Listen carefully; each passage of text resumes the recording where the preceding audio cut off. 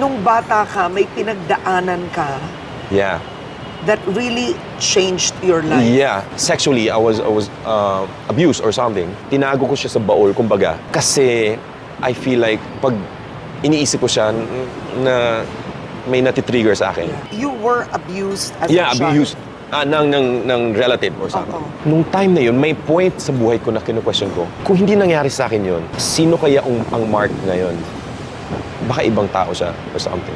May naisip pa ako na parang, I'm sorry Mark, na bata, na nangyari sa'yo yun. You were so helpless, hindi mo rin naman alam or something. Sorry kung may nag-grab sa'yo na something sa childhood mo. Have you forgiven your abuser? Nung namatay yung papa ko, andun siya. Bumisita sila, family niya. I think kung sabi mong napatawad, I think napatawad ko na siya.